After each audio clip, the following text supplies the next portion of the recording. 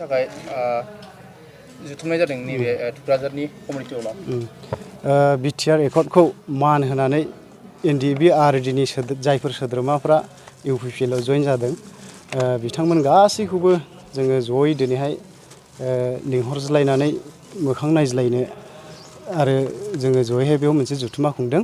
ओमफ्राय बेयाव जोङो मोनसे एस'सिएशनबो दानानै लानाय जादों। बेयाव दैदेनगिरिफोर जोङो फसंनाय जादों। ओमफ्राय लोगोसे फैबाय थानाय समफोरावहाय जोङो बे एस'सिएशना माबोरैहाय इउपिपिएलखौहाय माने सरकाराव लाबोनायाव माबायदि हाबा मावलांनो हायो जोङो बेखौ सावरायज्लायनानै जोङो माखासे डिसिसनफोर लादों आरो जोङो इउपिपिएलखौहाय माने सरकाराव लाबोनो मदद होनो थाखाय जोङो माने थांखि लादों। दिनैनि बे नोंथांमोननि कमिउनिटि मोनसे एस'सिएशन दानायनि गेजेरजों साबैसे सोद्रोमाया बाहागो लानो हादों? बेवहाय जोङो टटेलि 35 जन दिनै जोङो बाहागो लाफैदों। माखासेफ्रा सफैयाखै। औ 35 जन जोङो दिनै बेयाव बाहागो आरडि ग्रुपनि बियो औ गासैबो हार्डकर सोद्रोमाफोर आरो नोंथांमोना फैबाय थानाय इउपिपिएलनि जिखिनि देरहानांगौ सार्टआव नोंथांमोननि आरडि ग्रुपनिफ्राय माबायदि बिहोमा लागोन, माबायदि खामानि मावगोन? औ जोङो जेसेबां हायो जोङो जोंनि मिथिनाय जोंनि सिनायनाय रायजो राजा जोंनि बिदा फंबायफोरखौबो जोङो हागौमानि माने मोजां खोथाखौ फोरमायनानै जोङो लाबोनो नाजाबाय थादों। जोंनि माखासे सोद्रोमाफ्रा माने बेखौ नाजाबाय थादों आरो जोंनि जि आरडिनि सोद्रोमा जायफोर माने दिनैसिमबो बाहागो लायाखै बा ओरैनो दङ जों बिथांमोनखौबो जोङो खावलायबाय थादों जे नोंथांमोना मोजांनि थाखाय बिटिआर एकर्डखौ मान होनो थाखाय इउपिपिएलआव जेनेबा जइन जाफैनांगौ होननानैहाय जोङो बिथांमोनखौ खावलायदों। बेबायदिनो माखासे हाबाफारिफोरखौ जोङो नाजाबाय थादों। मोनसे सोंथि रायजो राजानि आरोखि गोसोआव सिखाबाय थायो आरडि ग्रुपनिफ्राय बिटिआरखौ मावफुंनायाव माबायदि मदद एबा माबायदि मावलांनो थाखाय नोंथांमोना थांखि लादों बे मोनसे सोंथि सिखाबाय थायो। बेनि गेजेरजों नोंथांमोना मा बुंनो सानो? बिटिआर एकर्डआथ' जायखौ जोङो माने एकर्ड खालामनानै लाबोबाय बेखौथ' सरकारानो दा अट'मेटिकेलि मावफुंबाय थाखादों।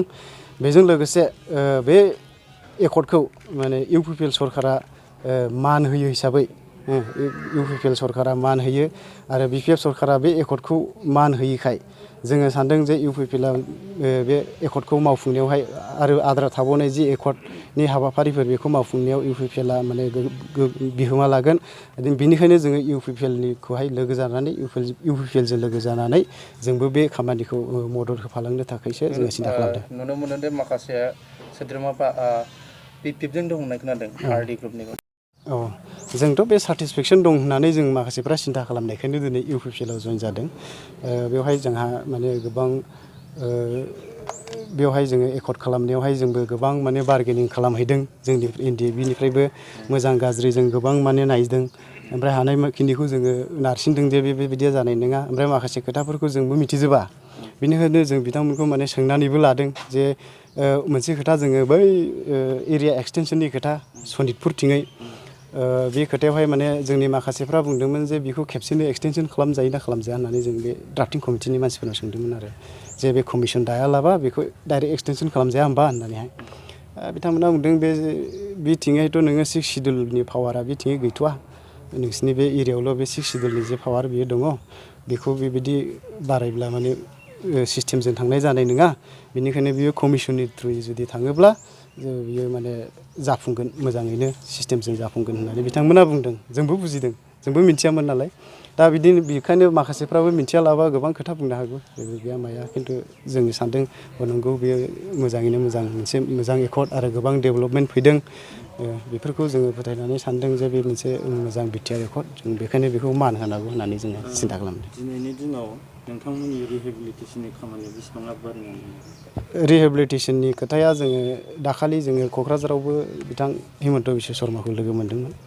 ओमफ्राय बिथांनि सिगाङावबो गोबां एनडिएफबिनि माखासेफोर आरो एनडिएफबिनि माखासेफोरबो दङ। बिथांमोनाबो सोंदों जे बिथाङा जोङो मास मोनसे टाइम बिदों आरो हिमन्त बिश्व शर्माया जे मास मोनसे टाइम आंनो होदो बेनि गेजेराव आङो स्टार्ट खालामनोसै होननानैहाय।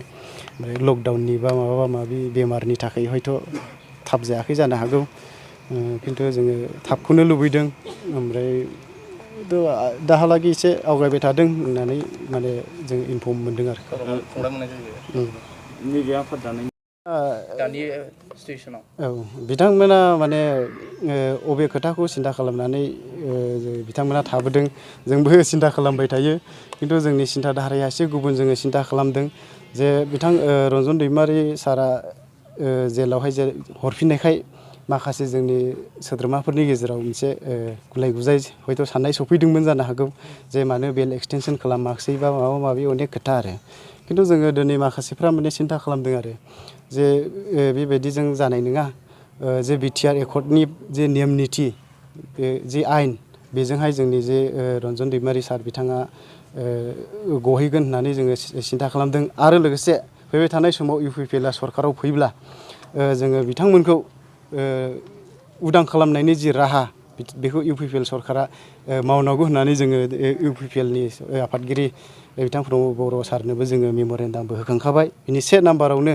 जोङो रन्जन दैमारि सारजों लोगोसे जायफोर जेलाव दङ बिथांमोननि केस आरो बिथांमोनखौ उदां खालामनायनि जि राहा बेखौहाय सरकाराव फैनाय लोगो लोगो मावग्रोनांगोन होननानै जोङो डिमान्ड होखादों दा बे हिसाबै माखासे जायफोर थाबोदों बिथांमोनाबो माने गोनो गोथो सानदों जानो हागौ बा गोसो जानानैबो सोरबा थाबोदोंबो जानो हागौ खिन्थु जोङो दा बे समाव खावलायगोन आरो बिथांमोनाबो फैयोब्ला जोङो मोजां जागोन। नोंथांमोना UPPLखौ सापर्ट खालामबाय फैबाय थानाय समाव जुदि UPPLआ थारैनो सरकार दामारोब्ला रायजो राजानि बर' रायजो राजाया गोबां जेंनायाव गोलैदों जानायनि हर थांनानै थानायनि माखासे देहा बेफोरबायदि थांनाय बिनि खेथ्रआव नोंथांमोना माबायदि खामानि मावनो एबा रायजो राजानि सायाव माबायदि नोजोर लाखिनो थांखि लादों? औ बेखौथ' जोंहा दा केन्डिडेट हिसाबैबो जोङो रन्जन दैमारि ग्रुपनिफ्राय जोङो बे दानि बे सरकारावहाय जोङो होनोबो मोनाखिसै केन्डिडेट हिसाबै जुदि मावनो हायोब्लाथ' साबसिन जागौमोन थेवबो माखासे सिचुवेसन बा माखासे माबाफोरनि टेकनिकेल प्रब्लेमफोरनि थाखाय जों बेखिनिखौ हायाखैब्लाबो दिनै जोङो फैबाय थानाय समाव सरकाराव फैयोब्ला जोङो बिथांमोनजों थानानै आरो जोंनि माखासे सोद्रोमाफोरखौ दिनै UPPLआ बिबानबो होदों बे बिबाननि जि जोंनो मावनो हानाय जि जोंनो गोहो बिनि थ्रुयैनो जोङो रायजो राजाफोरजों बा UPPL सरकारखौ जोङो नारसिननानै बा थाफानानै जोङो माखासे जि प्रब्लेमफोर जाबाय थानाय बेखौ जोङो आसि दिन्थिनानै जोङो मावहोनो हागोन होननानै जोङो माने फोथायदों आरो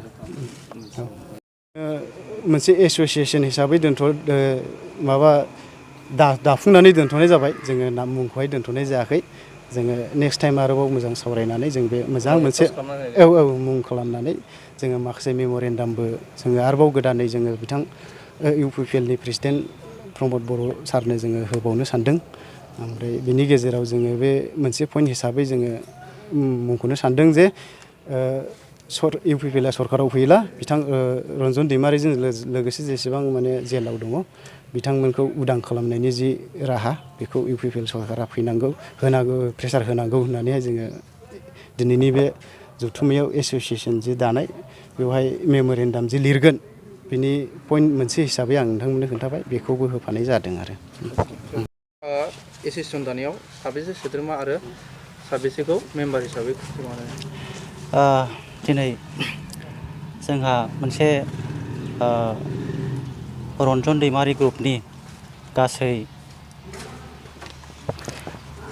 जाय बिथांमोना जोंनि गेजेराव रन्जन दैमारि ग्रुपनिफ्राय जाय बिथांमोना UPPL दोलोआवहाय जइन जाबाय UPPL दोलोखौ सापर्ट खालामनो भटआव देरहाहोनो सरकार दानायाव सापर्ट खालामनो होननानै जोङो खायसे NDFBनि सोद्रोमाफोरा दिनै जों बेयावहाय मोनसे जथुम्मा लादों मोनसे एस'सियेसन दानानै लानाय जाबाय दा जोंहा बे एस'सियेसननि मुंखौहाय जों दोननाय जाथ'वाखै उनावहाय जोङो दोनगोन होननानै थिरांथा खालामदों बेयावहाय जोंहा गासै president vice president secretary general secretary ओमफ्रायो फारसे अर्गेनाइजिं सेक्रेटारि आरो माखासे मेम्बार हिसाबै जों सायख'नानै लानाय जाबाय गिबियावनो जोंहा प्रेसिडेन्ट हिसाबै जोंहा जोंनि नैबे दा एस'सियेसननिफ्राय बिथां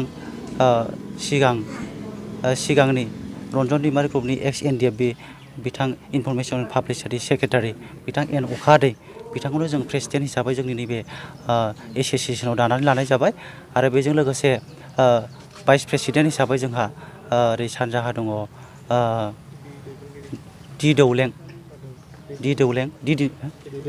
दैदेनगिरि आदसा औ दौलेंबो होननानै जों बिथांखौ बुंनाय जायो बिथांखौ भाइस प्रेसिडेन्ट हिसाबै जों गायसननाय जाबाय आरो बेजों लोगोसे जोंहा सेक्रेटारि हिसाबै आंनो जाहैबाय बिफिननाय आंखौ ओरैनो आसल नाम हिसाबै फुकन बसुमतारिबो होननानै बुङो।